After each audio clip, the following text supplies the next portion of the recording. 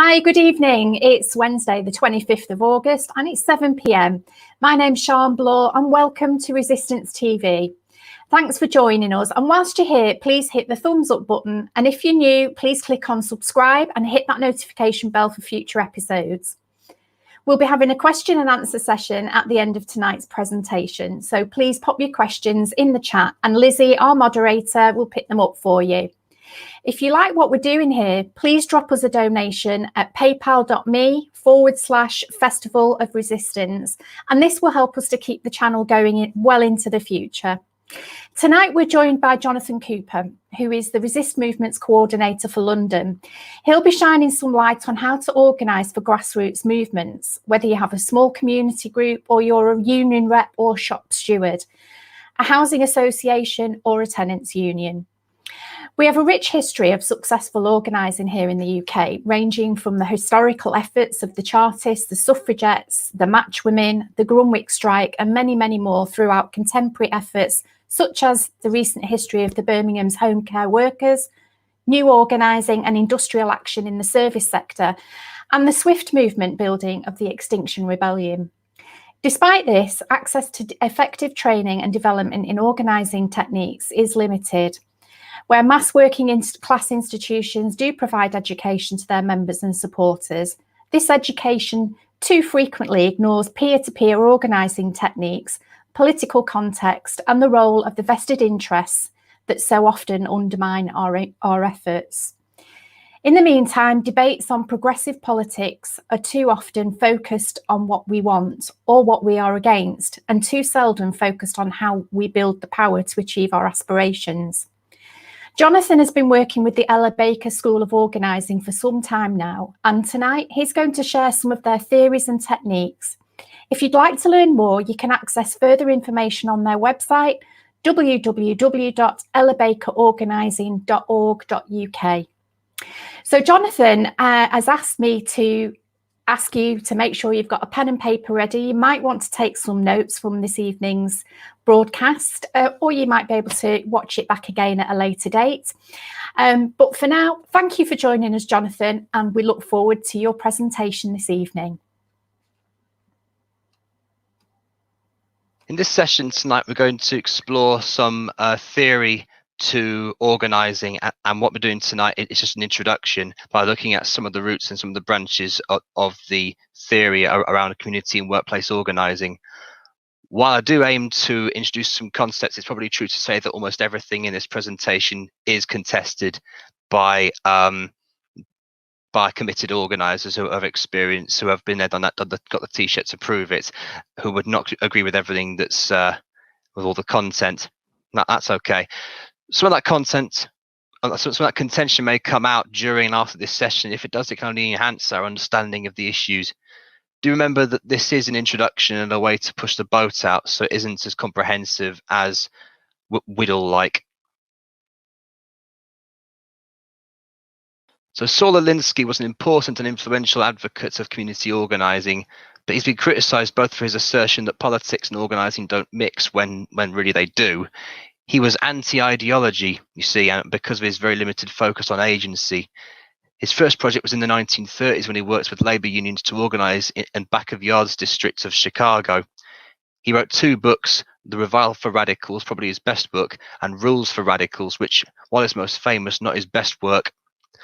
Interestingly, given the way that some people have turned his method into a rigid set of rules, he once said that one of the most important things in life is that ever gnawing inner doubt as to whether you're right. If you don't have that, if you think you've got an inside track to absolute truth, you become doctrinaire, humorless and intellectually constipated.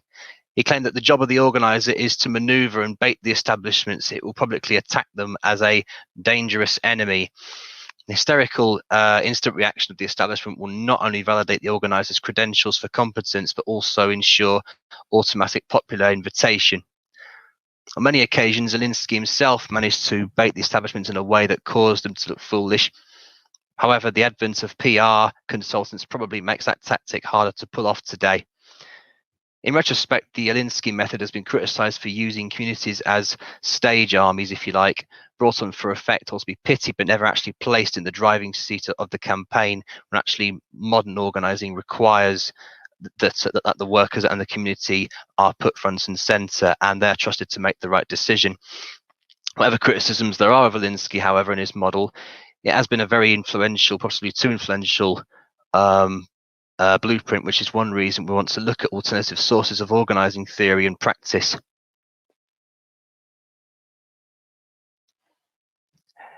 Now, the Flint sit-down strike, Alinsky himself was inspired by both the mob. He actually studied the sociology of gangs in Chicago for his PhD, and by his mentor, John L. Lewis, a complex and controversial trade union leader.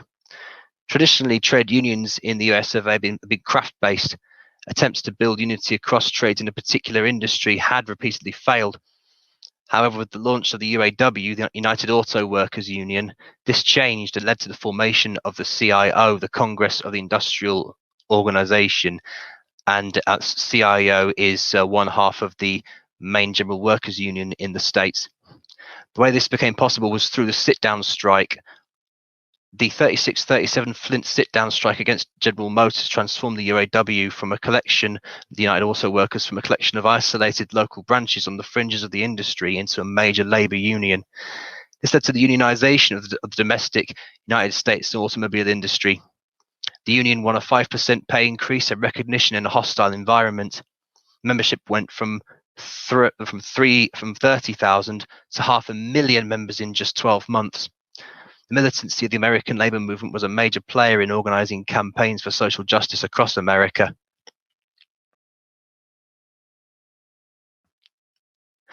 Sparked by the arrest of Rosa Parks on the 1st of December 1955, the Montgomery bus boycott was a 13-month mass protest that ended with the US Supreme Court ruling that segregation on public buses was not constitutional. Interestingly, one of the background figures on the bus boycott was E.D. Nixon, a leading civil rights activist and organizer of the Brotherhood of Sleeping Car Porters, the union of the black staff who worked on the interstate sleeper trains. The Brotherhood of Sleeping Car Porters took what they learned for the union and gave their financial support, knowledge, strategies, tactics, and work to these three civil rights events. The Montgomery Improvements Organization mobilized 40,000 bus boycotters in a matter of days. Now, the Montgomery bus boycott demonstrated the potential for non-violent direct action and mass protest to successfully challenge racial segregation and served as an example for other Southern campaigns that followed. The campaign was the spark that gave rise to the civil rights movement. Just as an aside, luck actually has a fair amount to do with how successful these campaigns are.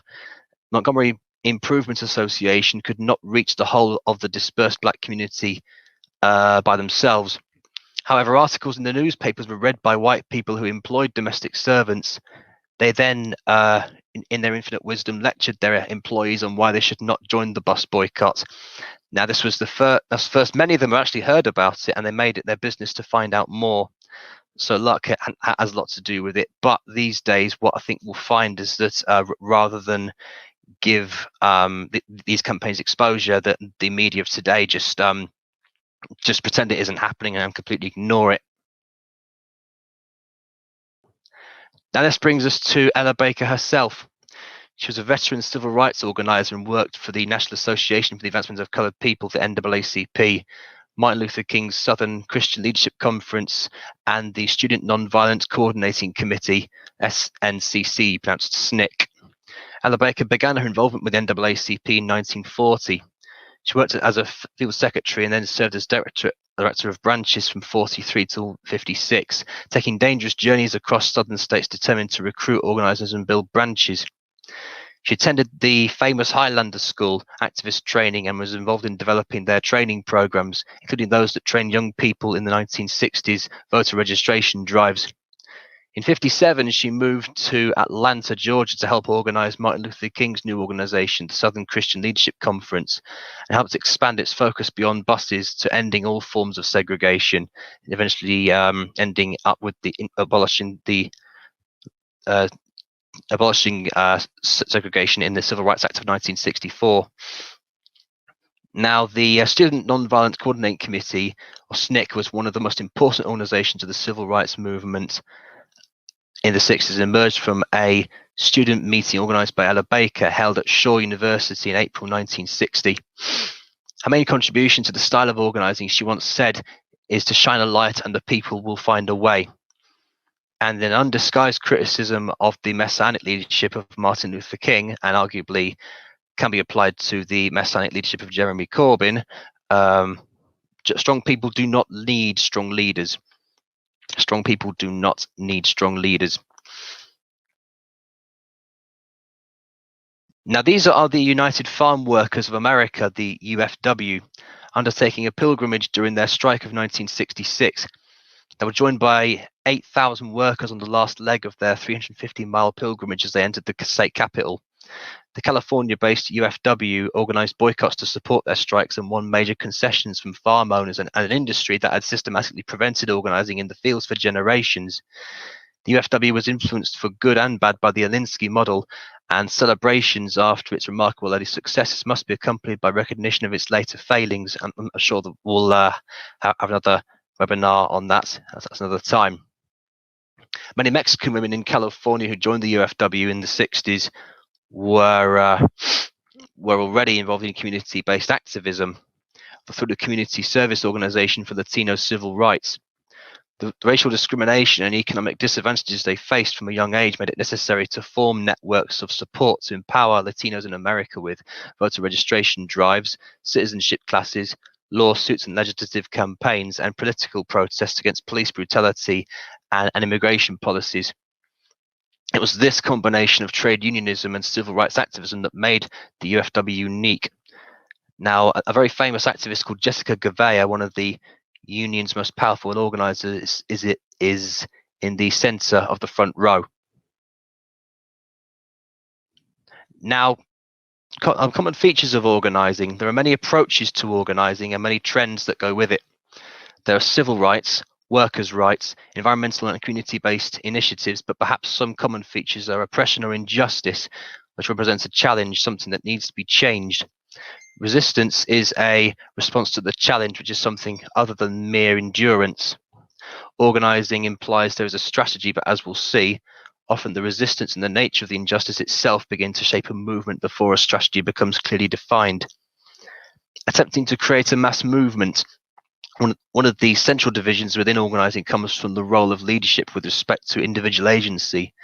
Marshall Gantz places the development of leadership among the masses as central to success, as good leaders create more leaders.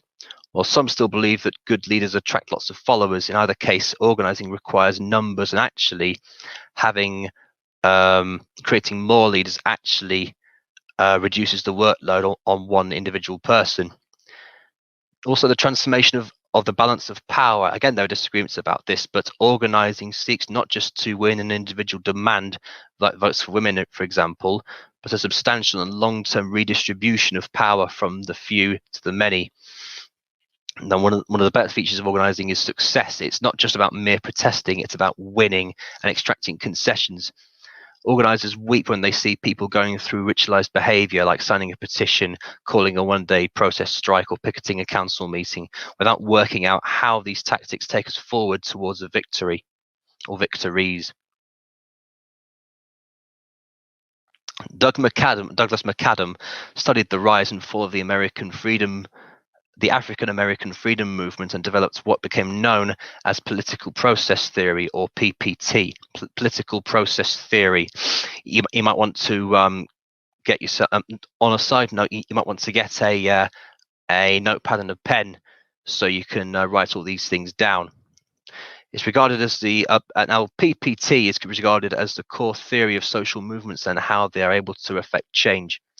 It was developed further by sociologists in America in the 70s and 80s in response to the civil rights, anti-war, women's, LGBT+, and student movements. During the 1950s, the African American community was excluded from the political process by the Jim Crow laws, and there was no strategy for change, resulting in very little hope.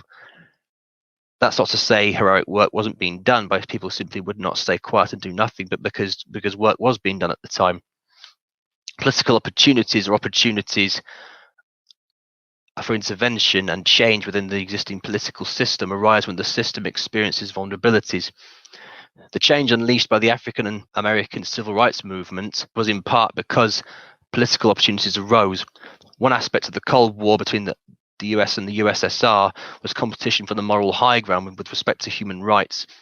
The oppression of the southern black community was an embarrassment for the US in this respect, because it exposed the hypocrisy of the land of the free, which the civil rights movement could exploit to gain leverage, and exploit it they did.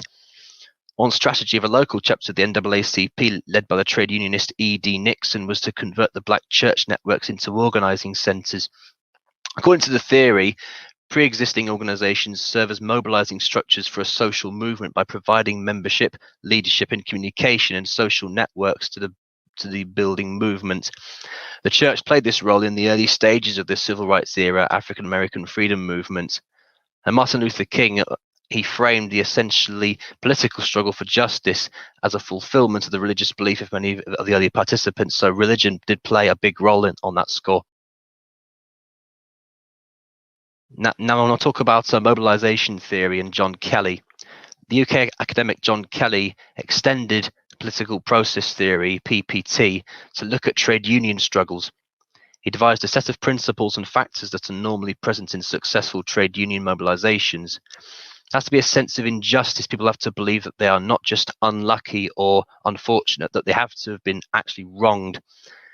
Now, attribution, someone has to be to blame. This is related to the first point, but unless you can hold someone responsible or something responsible, it's very difficult to see how things can change.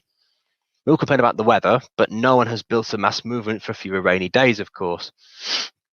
Now, what's needed is a coherent and widespread counter-narrative, because, quite frankly, in this day and age, narrative building and counter-narratives are all that really matters if we're going to achieve our goals. Describing a situation in a way that differs from the official version and disseminating this counter-narrative effectively is one way in which the sense of injustice is shaped, because everyone can articulate what's wrong. It becomes a widespread belief that A, things should change, and A, things can change. And what's needed is a clearly articulated strategy. Very few people want to get involved in campaigns that have little or no chance of success. If you want me to add, as opposed to simply having any sympathy for you with action, then the people we're trying to help need to know how and why their participation will help achieve the objectives, and the potential participants need to feel they have the potential to win. The cost-benefit analysis also has to make sense. For example, if Unite, for example, asks me to take 1 day of strike action with the expectation that I will win a 10% pay rise, I'm going to have to be keen as to be some sort of incentive to do this. But if they want me to take 10 days of strike action in the belief that we may win a 1% pay rise, then I, for one, would think twice about taking strike action if the law of diminishing returns dictates that I won't get that bigger concession out the employer, just as an example. Mobilizing versus organizing, based on the life's work of Jane McAlevey. Now, this is where things get a little bit complicated. Jane McAlevey makes a distinction between organizing and mobilizing, whereas John Kelly does not. Mobilizing is getting your existing base to shout a little louder. It works fine for small wins, but it's not a transformational approach. Jane McAlevey's distinction, deep organizing, is about transforming the power structure, or tipping the balance of power back in the favor of the many by increasing far more people's participation levels, including those of the previously uncommitted. And to win a supermajority, something in the region of 80% support, you need to work with natural leaders who initially may well disagree with you. And this is the big distinction in the McAlevey blueprint for organizing. Rather than train your most committed existing supporters to become leaders, you find organic leaders, those who already have other people's respect and confidence, and turn them into your most committed supporters. Now, this is the most effective way to win the contested middle and achieve that supermajority. Now, Jane McAlevey distinguishes between, in deep organizing, she distinguishes between advocacy, which is done by third-party experts on behalf of the people affected by the injustice, mobilizing, which involves maximizing the activity of already committed activists who are often a minority or a bare majority, and deep organizing, which places the agency for success with a continually expanding base of ordinary people in order to create a supermajority. Now, easy wins on small issues with little impact on the targets can be achieved without deep organizing, but it's hard to know whether an issue is an easy win or not. Now, these are some questions that need to be asked before and during each campaign. If you can't answer these questions, your campaign is likely to fail or flounder. You need to be able to identify who holds the power, what leverage you have to challenge that power, and create your own source of power. Now, in the next webinar, I hope to cover this in a little more detail. The approach to these questions can reveal the difference between transactional and transformational organising. For example, suppose you're a trade unionist seeking a rise in pay. You might take one of two approaches. Say to the employer, we will agree up to a speed up of work or an increase in targets in exchange for an increase in pay. Now, this is transactional. You have something they want, higher output, and they have something you want, which is higher pay. But a transformational approach might mean recognizing the employer is taking a high profit, but paying low wages because they can get away with it. The reason being that we are not well organized. By recruiting people into the union and achieving a supermajority for action, we could say to the boss, give us a pay rise or we suffer a work stoppage. Suddenly the power relationship has changed. Now, I believe this is all I've got time for now. And what I can recommend is checking out the Ella Baker School of Organising and their series of webinars that they do, like 2, 3, maybe even 4 times a week. And what we'll do tonight is we're going to what I'll do is provide a few more details on what Ella Baker's all about.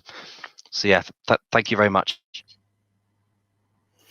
Thanks very much for that, Jonathan. It was really interesting. It was interesting to see some of the history behind some of the movements, particularly behind the Black movements in America, and how they managed to succeed. Very much reminds me of the Black Lives Matter movement that happened last summer, and hopefully it will continue on as well. So Jonathan, I'm so pleased that you managed to get in there a little bit about Jane McAlevey. She's one of my heroines, and I have her book here. It's called No Shortcuts: Organising for Power. And we have already got one of her videos on our channel. I'll ask Gaz if he can put the link down below for you, so that if you get a chance to watch that, please do so, because she sets out very, very easily how to mobilise and how to organise small little wins, which will add up to a big win in step-by-step instructions. So that's really good. Another good book that I have is by Lisa Fithian. She's American, who was acclaimed during her time in the movements outside Wall Street, and it's called Shut It Down. And she puts in there, it's a compilation of the many different campaigns that she's been involved in throughout her lifetime, and what she did to organise, mobilise and win on those different successive campaigns. So that's a really good one by Lisa Fithian. So I can highly recommend those. So Jonathan, we only had 20 minutes or so to hear a little bit or the introduction into organising and mobilising. I'm sure there are people watching tonight who would like to go into that in more depth. Is there a possibility for us to do a part 2 on this? Absolutely, yes. I'd very much like to do a part 2 at the next opportunity, and also introduce people to not just a theory of organising, but also theory of change, where we actually find ways to actually put what we're doing into practice and actually follow through, not just be a protest. Yeah, and that's the thing, isn't it? Campaigns are not just about protesting and demonstrating. It is about winning, and it's about organising for winning. Can you give us some hints and tips about how to organise or mobilise efficiently? Well, it really depends where you are. Like in my neck of the woods, we've already got some quite strong community infrastructure, you see, but we've already got some people who I could easily identify as community leaders who are doing an awful lot at the moment with a a homelessness project that they're helping Syrian refugees, and I would have thought soon enough they're going to be helping Afghan refugees once they arrive, and hopefully that they'll take in a good number before August 31st. I would say that the best way to organise is to let the community lead and actually trust the community to make the right decisions. That there are too many left wingers at the moment who don't think people know best, and that really needs to be stamped out if we're going to actually build connections with people in the workplace and in the community. And existing trade unions are a good place to start, especially Unite Community. I think they'd be very much into learning more about how to organise, though the existing structures, especially in the top-down trade unions, can actually work against members as well as working with them. Yeah, I've been I've said this quite a few times over the months that we've been broadcasting on Resistance TV. As an ex-trade union activist, I was out on the streets every Saturday doing something, campaigning and trying to mobilise people within my area for the sake of a better education for our children. But one of the things that used to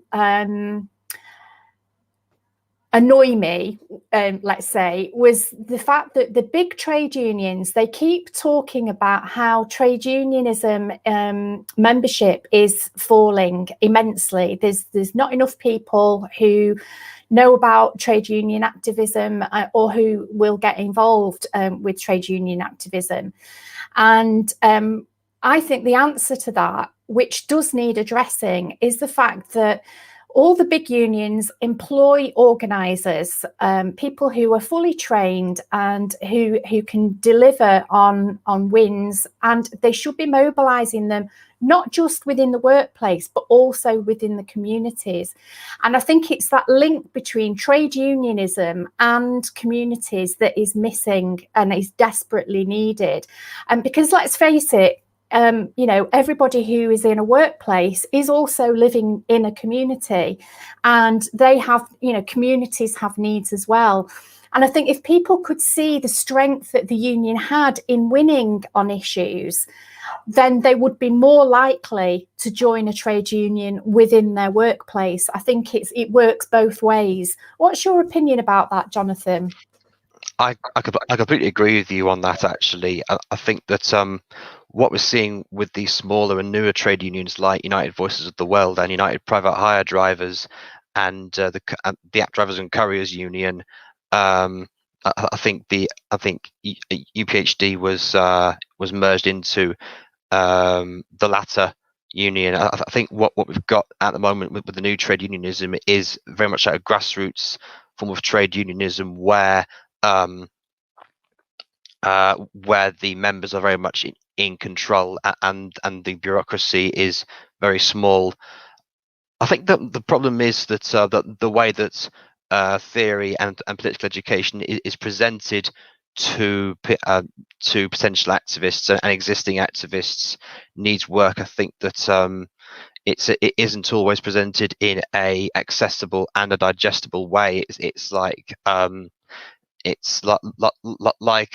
a quarterly edition of In Defense of Marxism, for example, as just one of the number of publications out there. It is wall-to-wall theory, and it can be hard to digest. I think that things like Resistance TV and the Ella Baker School and Independent Working Class Education and other outlets actually presents it to people in a way that's accessible and it's digestible and actually works with them on their terms. I think that what we've got at the moment is actually and if what we've got going at the moment can be expanded, I think that we can actually if this is a long-term thing, really, it's a long-term thing, trying to get people up to speed on theory, and because organising without theory is just flying blind, and theory without organising is just useless. Yeah, absolutely. Sorry, my dog was just barking away there because my husband's just come back in. I think we'll go over to Lizzie now and see if we have any questions from the audience. Lizzie, thanks for joining us again in Chris's absence. Have you got anything that you'd like to ask Jonathan before we go to audience questions? Right. Well, audience questions are very short because everybody was so busy writing everything down. There are a few jokes in comments about I've got writer's cramp now.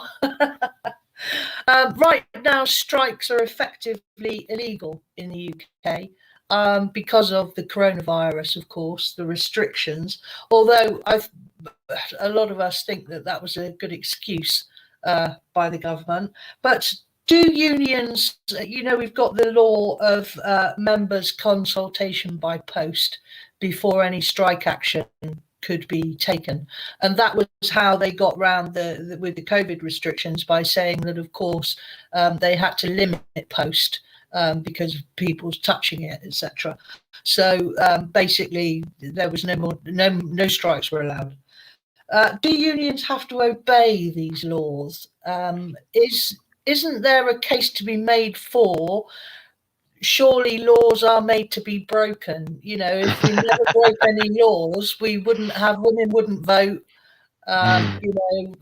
There's all sorts of things that would still be happening. Slavery would still be okay. Well, funny you should say that. The trade union laws basically say that if members aren't balloted in a certain way, for example, as one of a number of oppressive Thatcherite union laws that Blair never repealed, of course. No, and trade unions face very hefty fines if they don't follow them. However, going on strike is actually the last resort. It's the nuclear option, really. Like we've got two industrial actions near me in Bexley bin workers and Woolwich ferry workers, and they absolutely smashed the threshold with which to go on strike. Thankfully, so they've actually managed to have relatively some successful campaigns in fighting back against the bosses. That the Thurrock bin workers in Essex is another example. I think that with trade unions, they can there are a number of tactics that they can use to fight back against the bosses, and it isn't just strike action. Like the Bexley bin workers picketed the local council meeting. The fact that they actually managed to extract concessions from the bosses, from Serco, from the council, from the police, and managed to fight back against the police and the scabs and everyone like that. It's an overwhelmingly blue council, and they still managed to do it.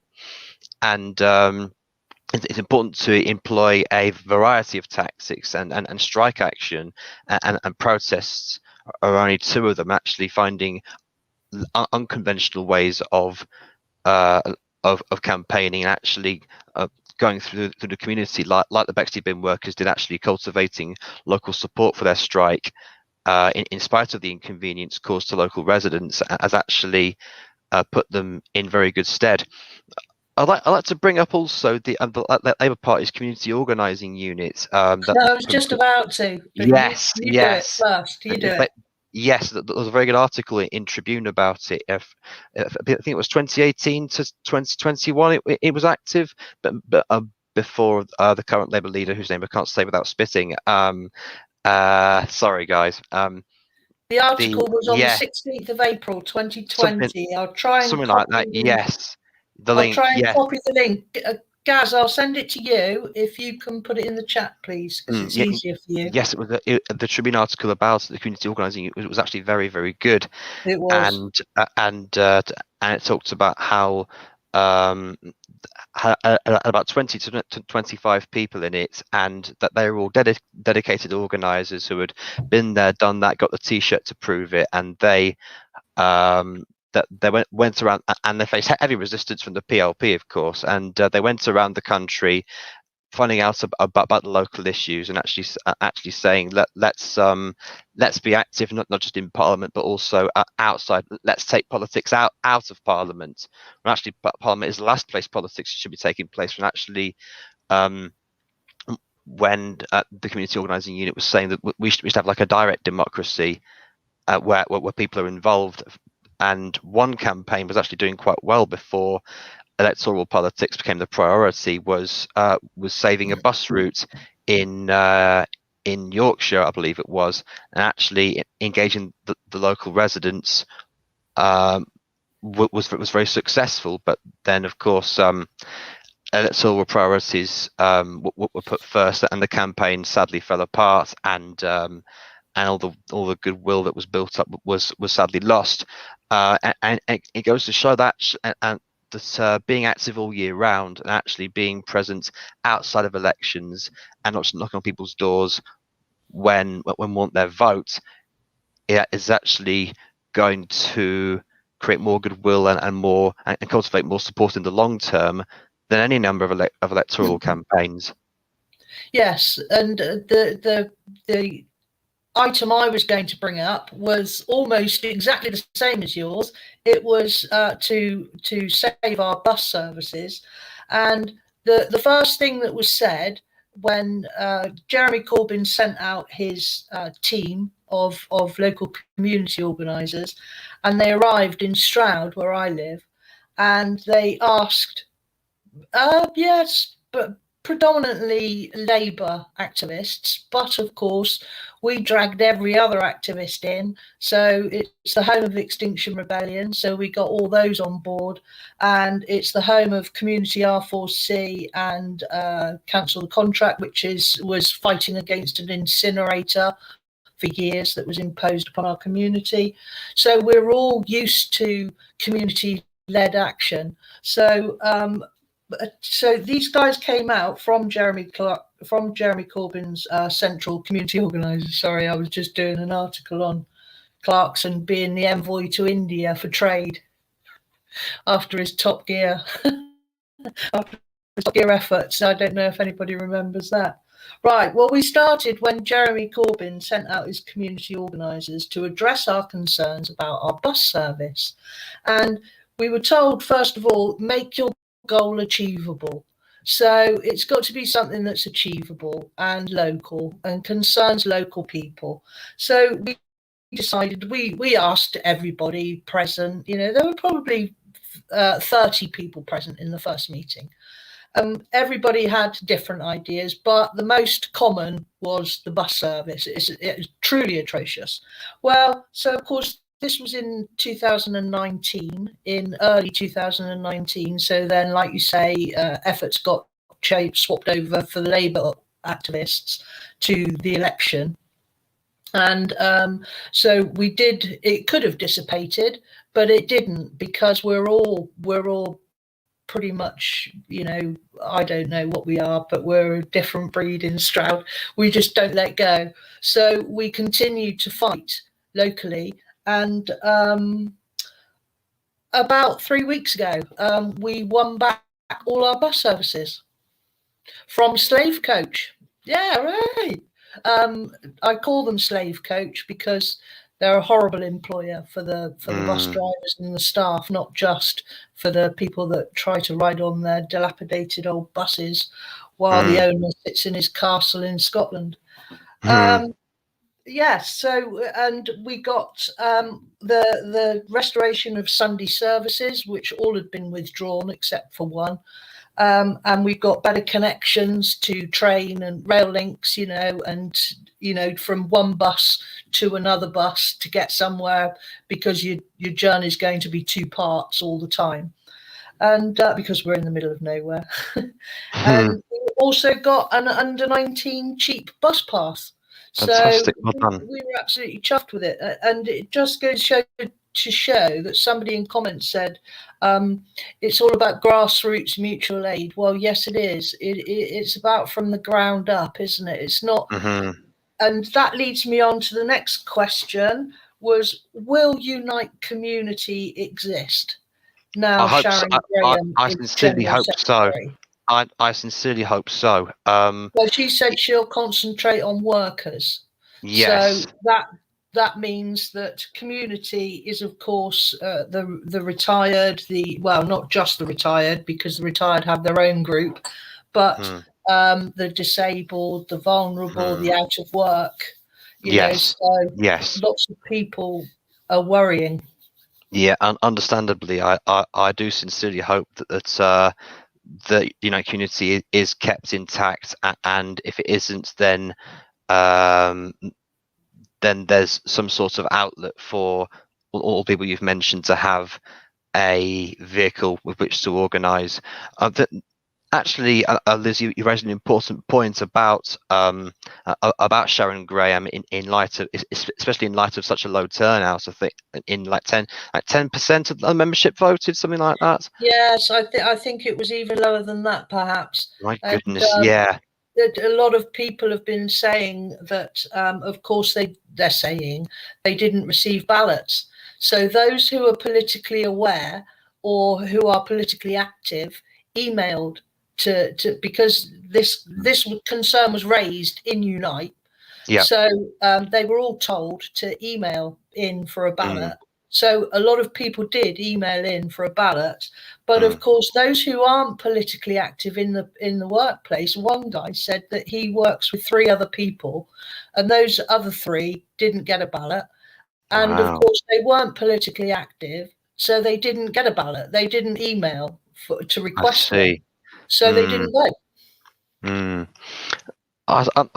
This brings up a very interesting point about the downsides to Sharon Graham's albeit successful campaign, that actually it's extremely unwise to depoliticize material demands when actually material demands are political demands by default, and trying to take the politics out of it will leave the field open for other influences to take hold. The fact of the matter is that when somebody says they don't want politics involved in something, what they usually mean is they don't necessarily mean they don't want politics involved. They just don't want left-wing politics involved. Yeah. And actually, I think that as Laura Pidcock said at the Durham Miners Gala 2 years ago, the thing to do is to take our politics with us everywhere we go, and to fill every space with them without fear or favour.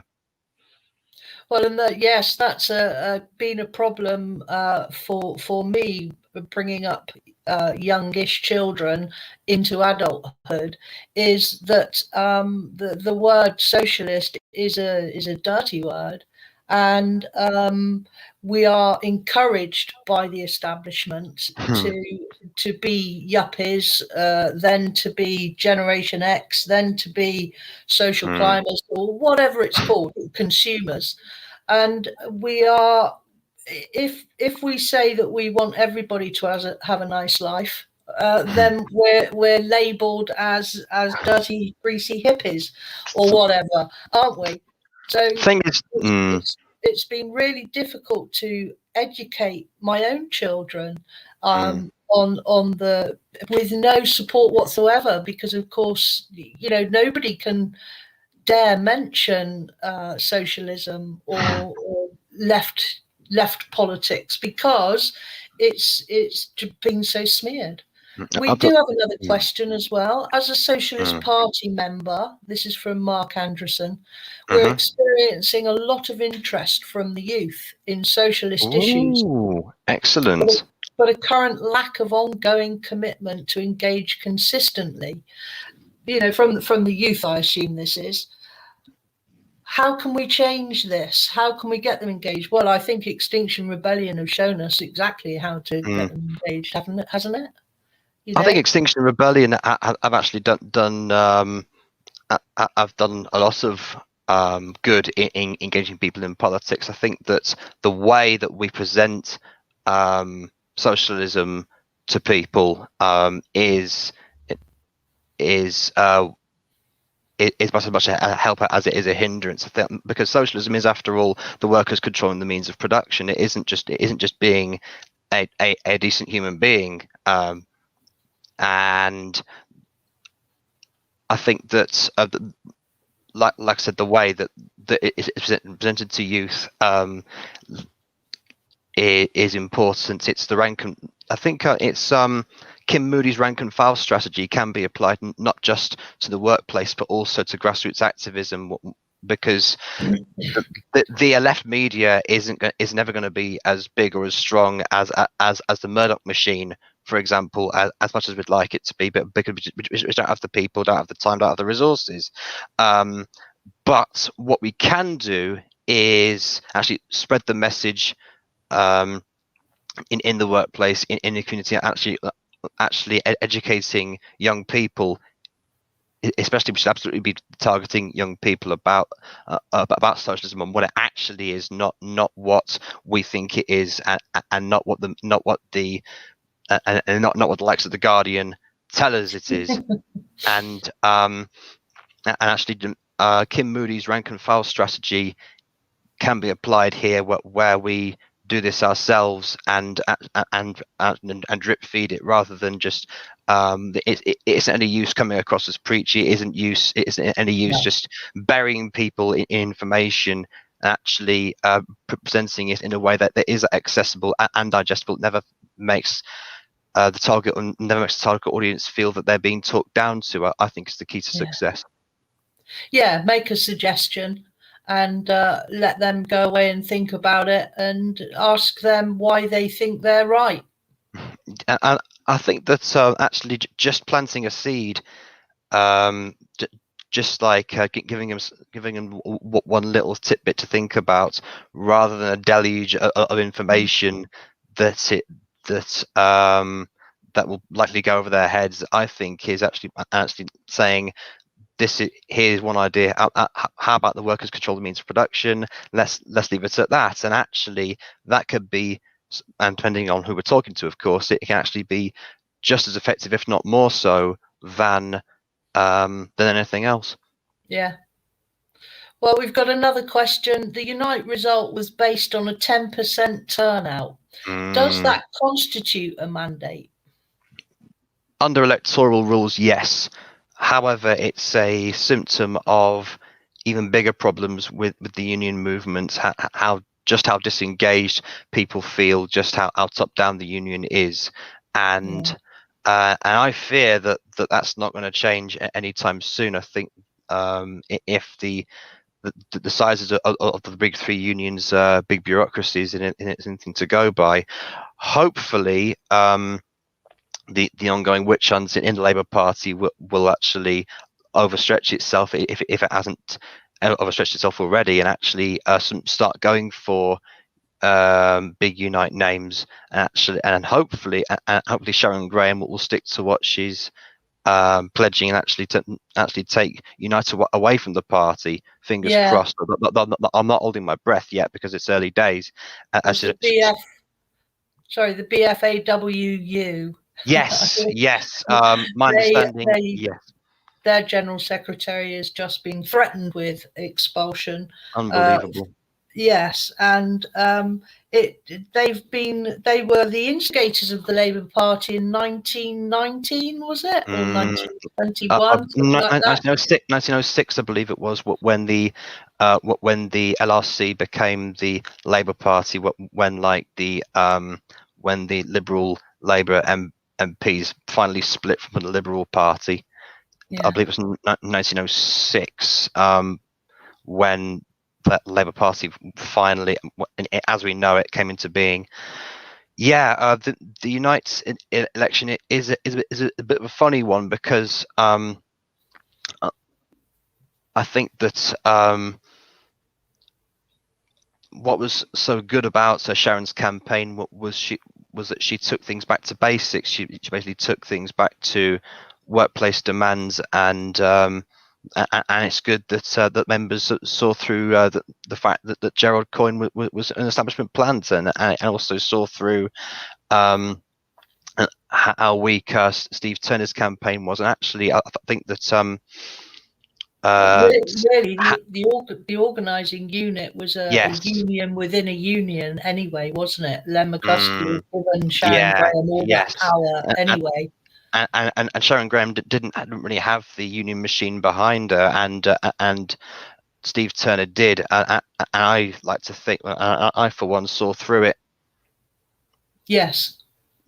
I do still think that Unite for one, well, the whole world doesn't revolve around Unite, of course, but I do think that Unite at least, and I'm sure this is the same applies to Unison and GMB and the movements in general. That still have a long way to go before they can properly engage people as much as we'd like.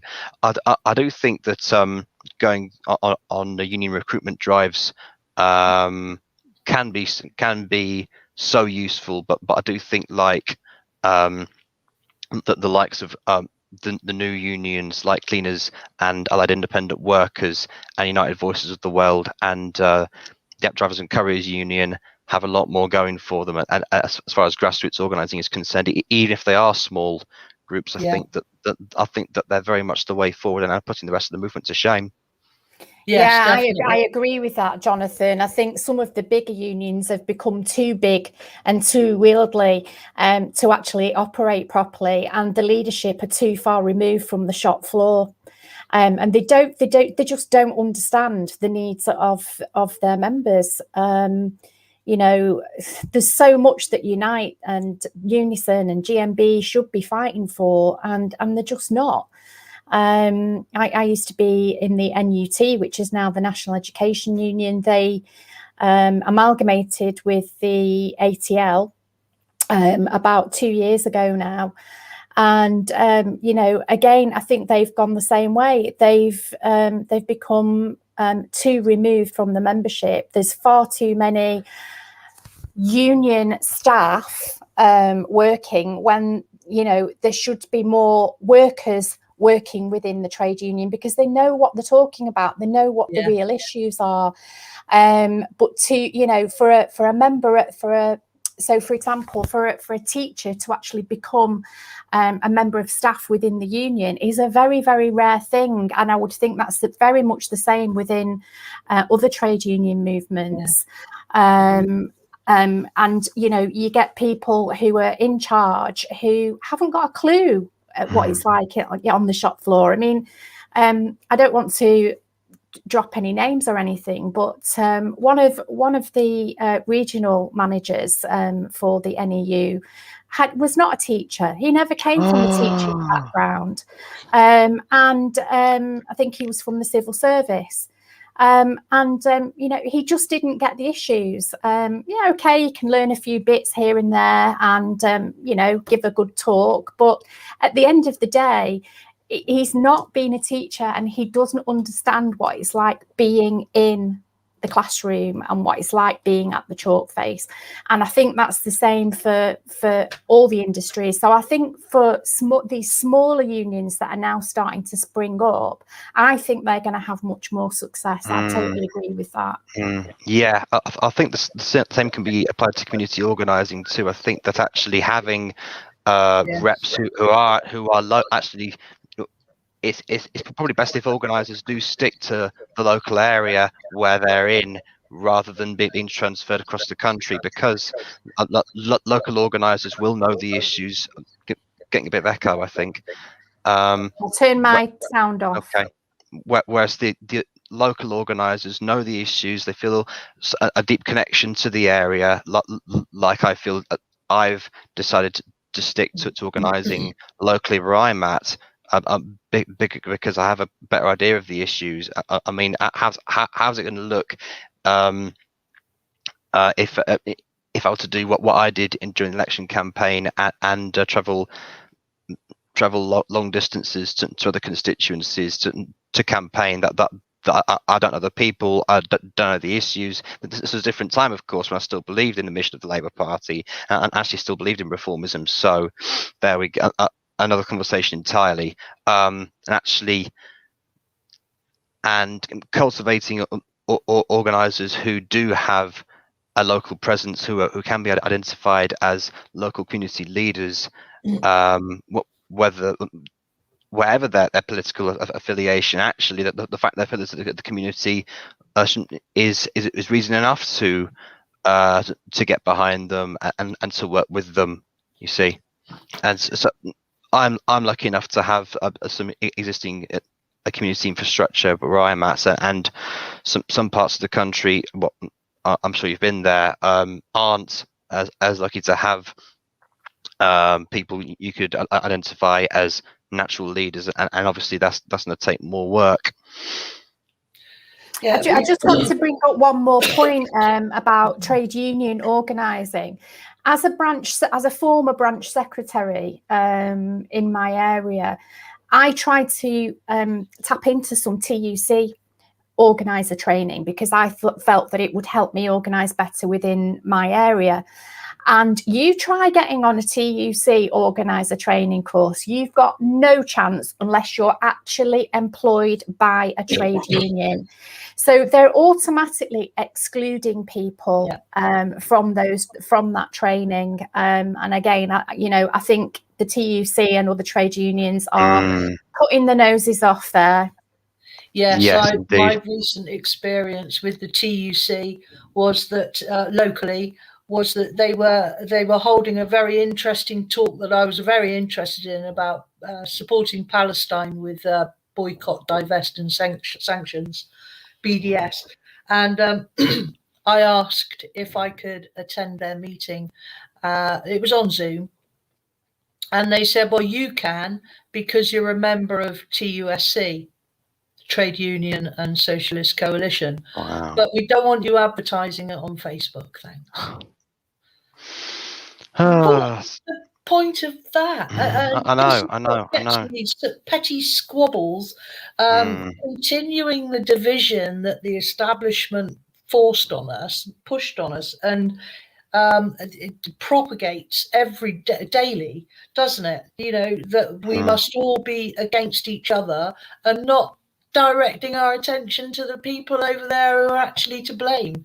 And that's why when we keep our fights small, or I won't say small, they're quite big fights, but local or within our communities, that's why we can identify those at fault then, can't we?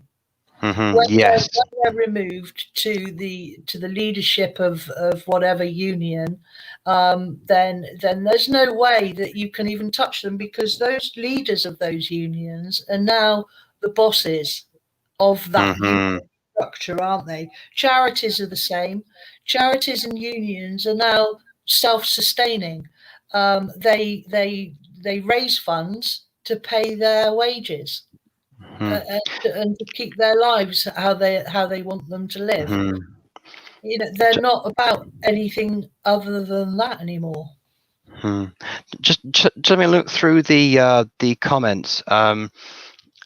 Should we try to introduce grassroots mutual aid? Yes, I for one think we should. I think that actually grassroots mutual aid is very, very much part of building solidarity and building community, and actually keeping in touch with each other. And I think that that's it's a good shout. Whatever happened to internationalism when the unions get nervous about encouraging localism? The problem is that that under Thatcherite trade union laws, the unions are not allowed to go on solidarity strikes. So when not allowed to support each other, I'm afraid. So like when a union goes on strike, the others aren't allowed to join them, which is pretty awful. And of course, as I've mentioned, Blair never lifted one finger to repeal those laws. In fact, Tony Blair made them worse. They did make them worse. I'm afraid, Jonathan, we're going to have to wind up now, because we're getting close to the top of the hour. I want to say thanks again to Jonathan for joining us this evening, and I really look forward to part 2 and seeing how we can put some of this theory into action. Sorry, Lizzie, go on. Get your questions in, put them in comments, and we'll pick them up afterwards on the Facebook page or the YouTube channel. Absolutely. So thanks once again. And Lizzie, if we don't see you next week, happy birthday for next week. Hope you'll all join me in wishing Lizzie a lovely birthday next Wednesday. We'll be back next week. And I want to thank you for joining us once again. Thank you for all your comments. Please do share this video. I think it's very informative and it does help to grow the channel. So thanks again and see you next week.